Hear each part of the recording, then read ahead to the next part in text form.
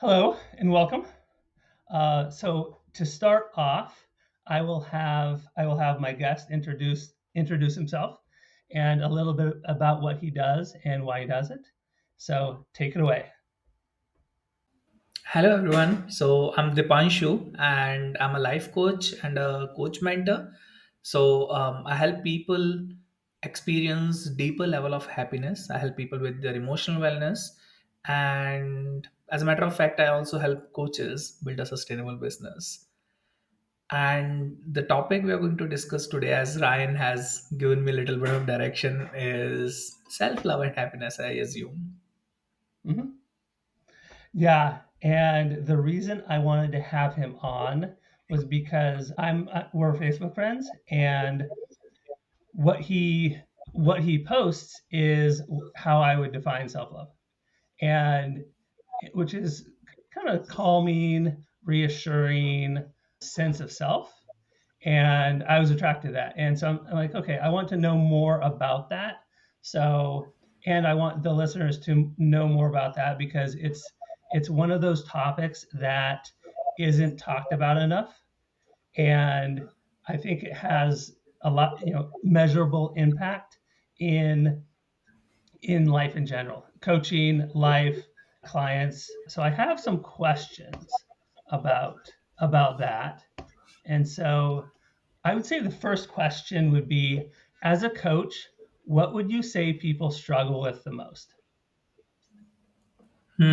So in terms of happiness and emotional wellness in general, Yeah, right? yeah. Yeah.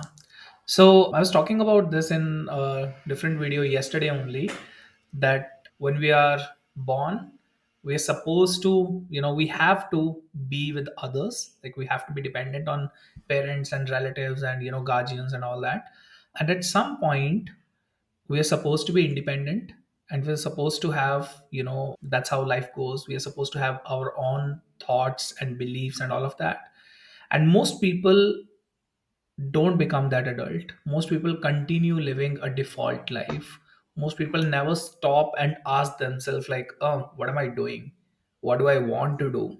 Hmm. Is this me who wants this house or this relationship, or is this my parents, or is this my friends that who want me to do this, right? So I think the very first point is not being able to take a pause and actually see what's happening in the life, what's going on. We are too much involved in doing stuff that we don't get a chance, or maybe we don't create a chance to take a step back and see how things are going, Hmm. right? I think the problem starts there. Okay. Yeah, I mean, I think we've all been guilty of that at one time or another. How do people get past that? So how do people become? I guess how do people become more self aware? Yeah. So there's another coach who has given this concept of living a default life versus a created life. So a default life is you're supposed to do this by this age, you're supposed to be graduate, you're supposed to, get married, have kids, go into old age homes, like whatever.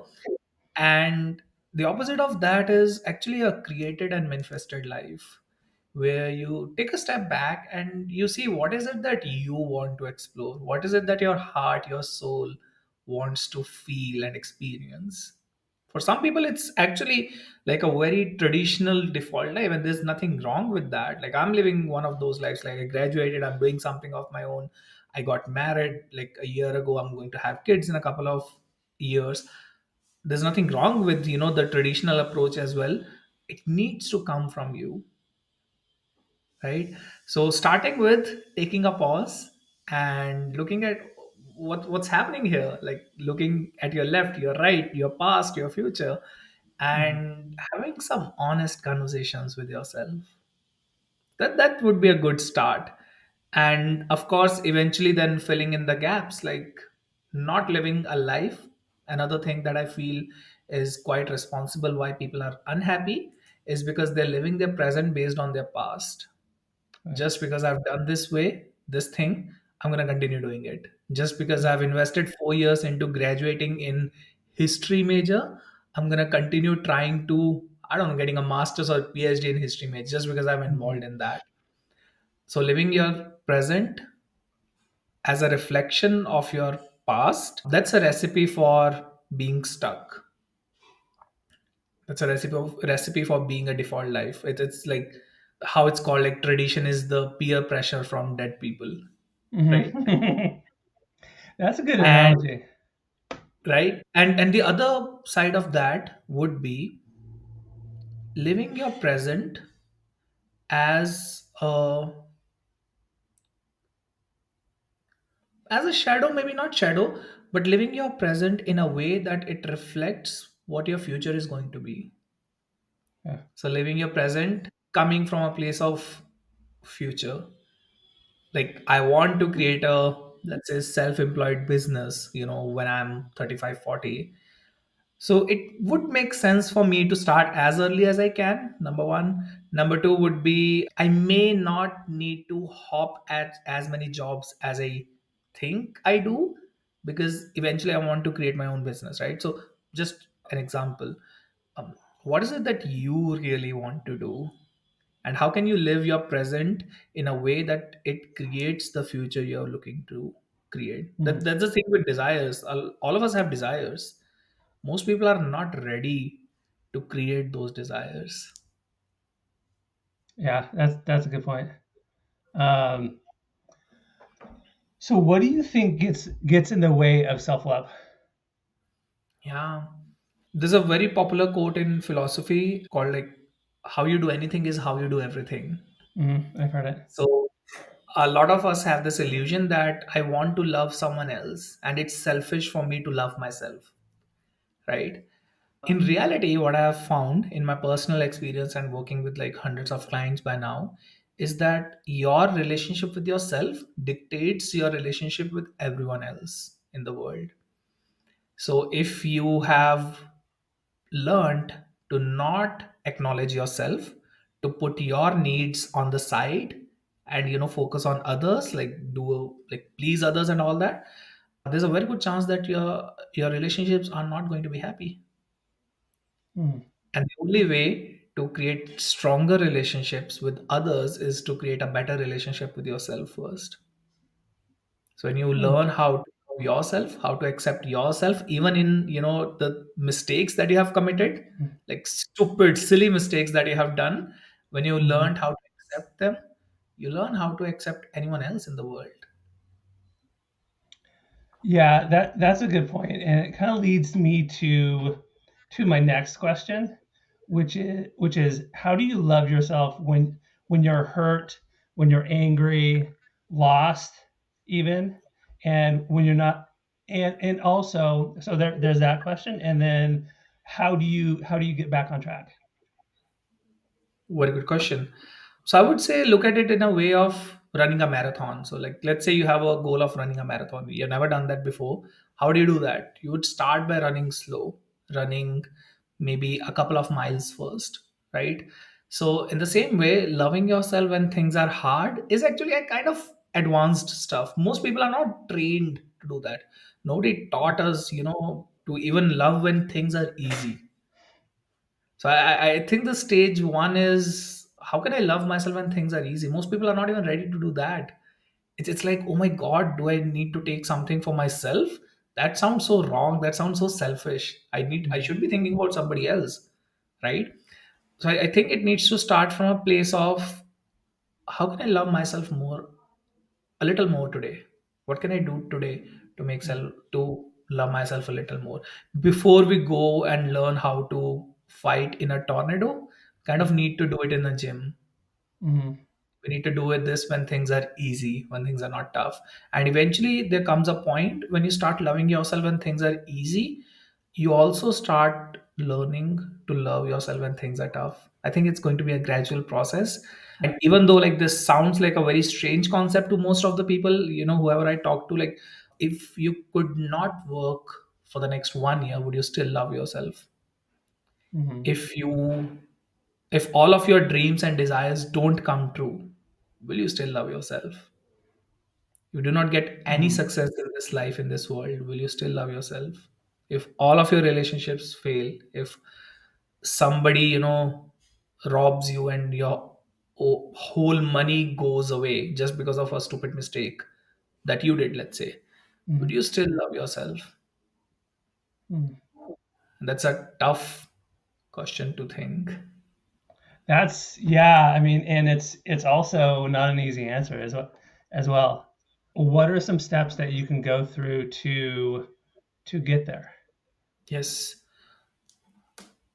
starting with going on some solo dates. I think I've not written enough about this. I want to.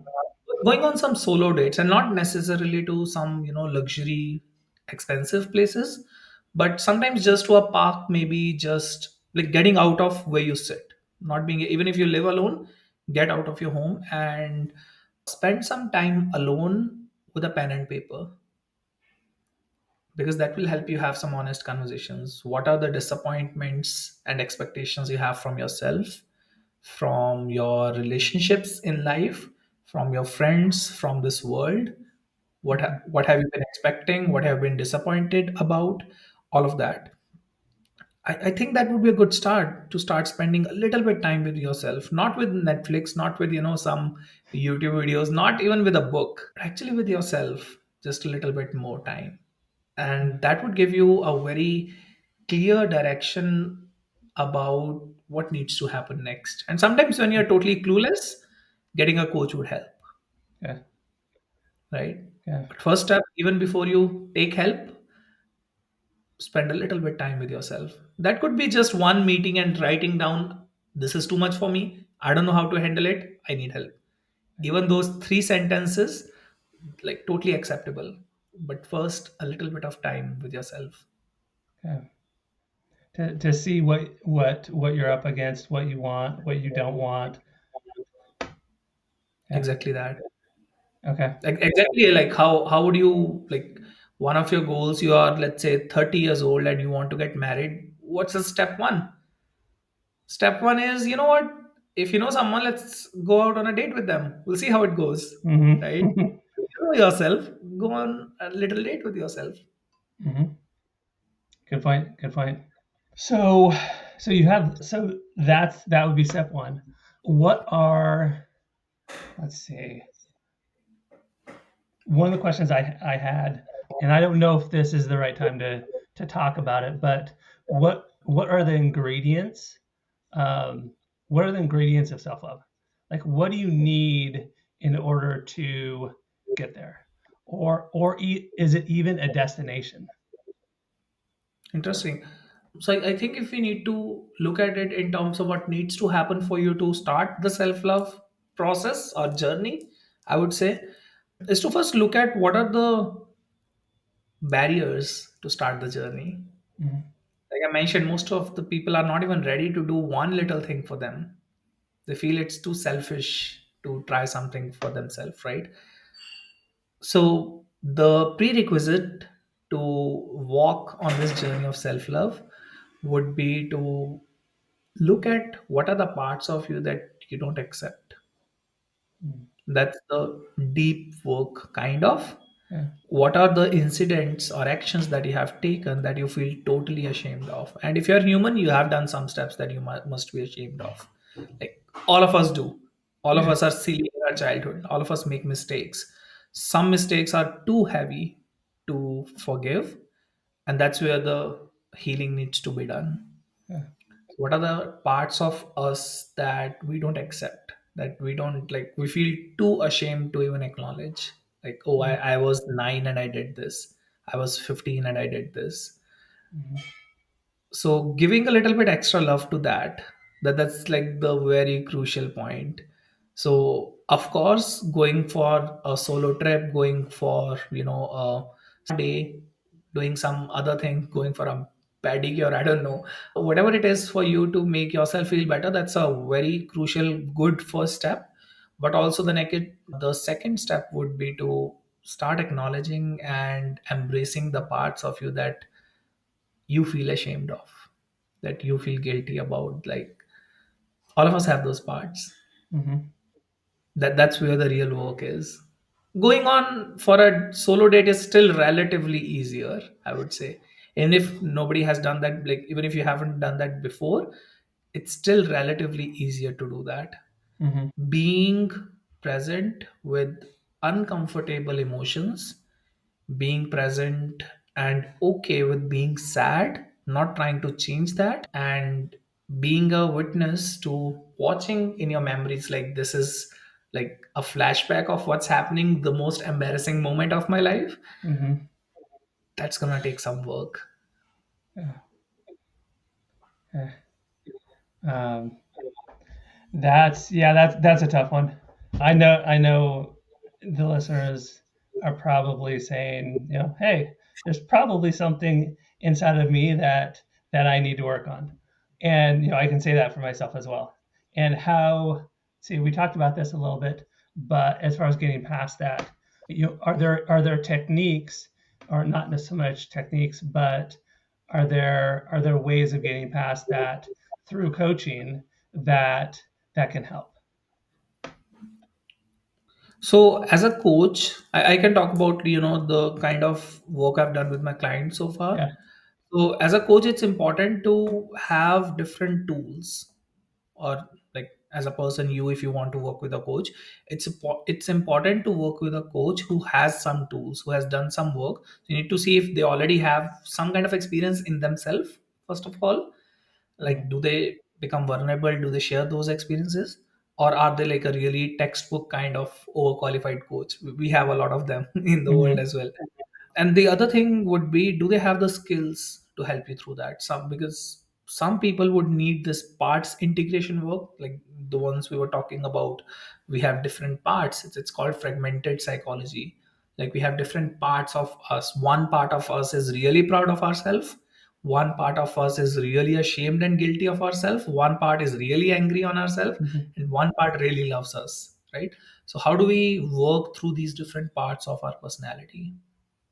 There's a part of us that is totally hopeless. There's a part of us that's so cheerful and so brighty and shiny, right? Mhm. So how do we work on all these parts? There is NLP, one of the most popular ones. There is habit coaching, like what you and I have done. Right. There is parts integration work with generative trance, hypnosis, Reiki energy, like so many different things you could be doing. As a person, there is no substitute to doing an honest conversation with yourself. Like, that's where everything needs to get started. And eventually it becomes really crucial if you could get the right support. I know, because I've received that support. I did a graphotherapy thing with like for 6 7 months that really actually accelerated the whole growth trajectory for me, Growth process. right? So getting the help, there's no substitute for that. Getting the help, yes. And one question I have is, how do you know what the right help is for you? Good question. The very first thing is, I believe that your gut will know, that your intuition will know if this is the right person. And you need to have a connection with them. This is more than just theory. Theory, you can go to Google and search how to do self love, how to do deeper self love. All of the answers will come up, the information will come up. That's not transformational, that's informational. For a transformational coaching partnership, you would want to work with a coach who makes you feel good about yourself. There will be coaches who will trigger you a lot and make you feel bad about yourself. Like that's just how polarizing things work. And that's perfectly okay. It's simply like, block those coaches. They are not for you. Even if they are for other people, there would be coaches who you feel safe and comfortable with. To do this kind of work, you really need to feel safe and comfortable and resonated with the coach. So connect with a coach who resonates with you, who speaks the word that your heart speaks. That's good advice. That's good advice, because I've had some coaching in various situations, and you can just tell when when the coaching is going to work versus when there may be some bumps in the road. So yeah, yeah, exactly. As a coach, what do you see being some issues with people that maybe it's simple to solve, So the solution, could be something simple or could be something more complex. Cool. So as we discussed, the number one would be go for a solo date. Okay, not in a music place, not going for a restaurant for a coffee or something, but actually somewhere where you can sit down, maybe a coffee, yeah, have a notebook and pen with you. Solo dates, like that's the lowest hanging fruit, the easiest first step. Go on a solo date and have a conversation with yourself. The second really underrated strategy is to work with a coach. Mhm. Really underrated.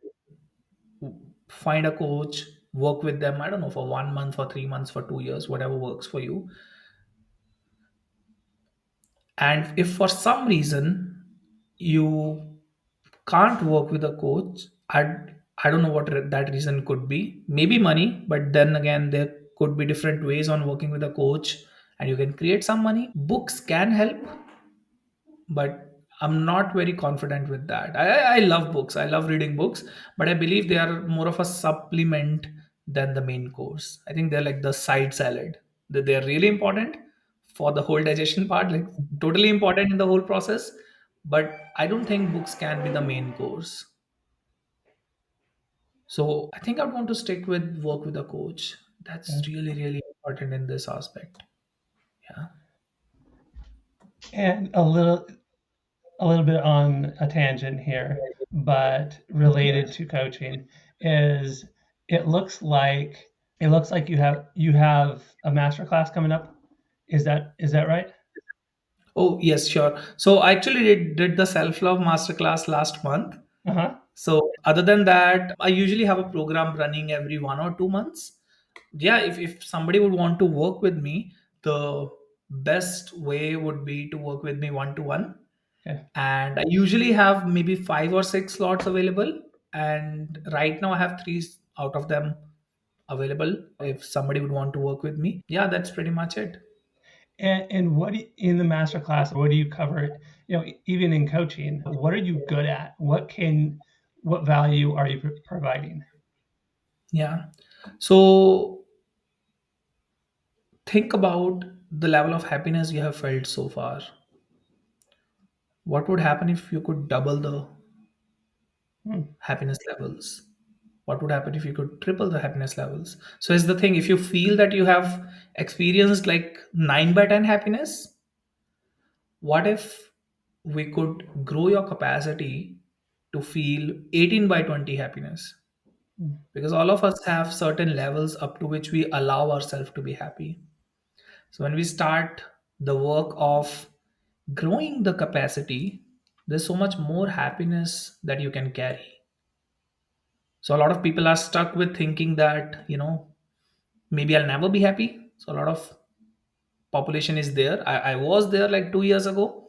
Mhm. And then you do this deep work where you witness the fears, where you allow yourself to be sad, and that helps you grow your capacity to feel happiness as well.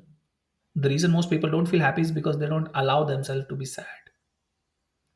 So when I work with my clients, I grow their capacity to experience the happiness more, to experience love more, so that they can give and take, receive love so much more than their current capacity.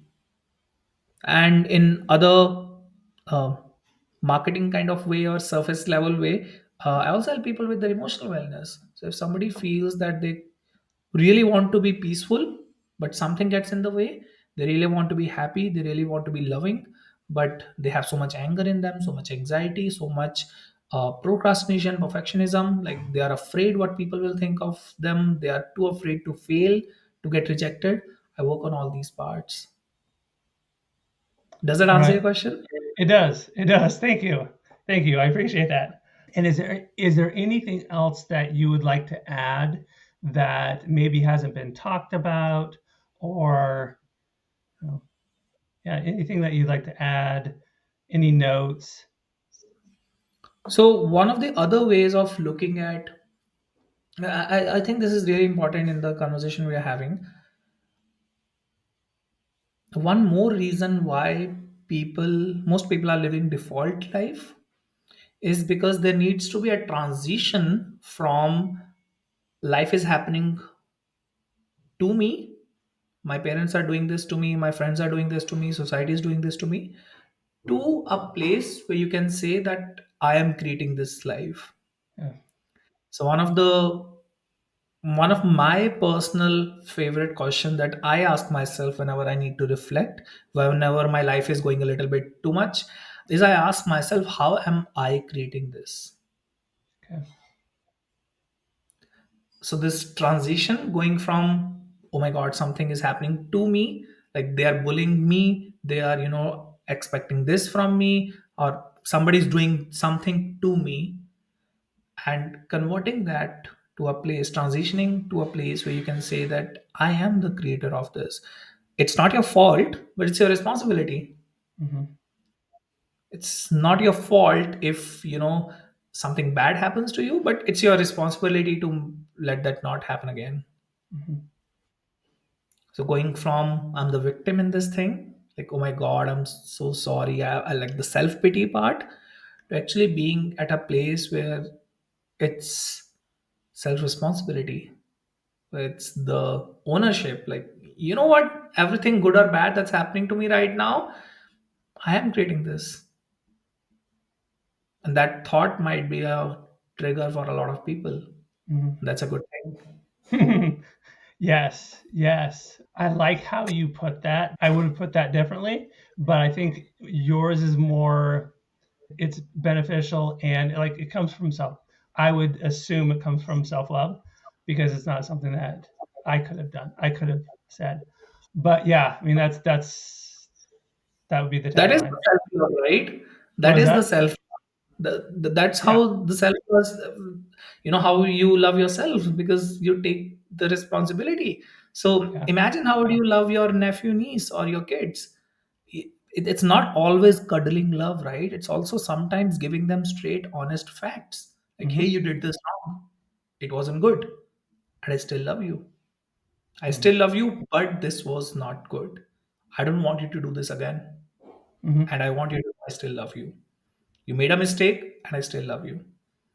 you Yeah. were you did a silly thing, but I'm not ashamed of you. I still love you. Everybody make mistakes. So that allowance of being a human and making Yeah. mistakes. Remember one of the questions I asked, what if you did something stupid and you lost all of your money and like Yeah. belonging?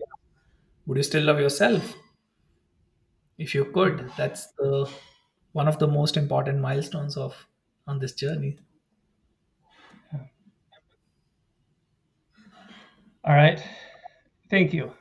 Thank you. I appreciate you coming on and enlightening everyone that is going to watch this and listen to this. So I appreciate that. Thanks for having me here, Ryan. I really enjoyed having this conversation. You're a great host. I appreciate that too. Thank you.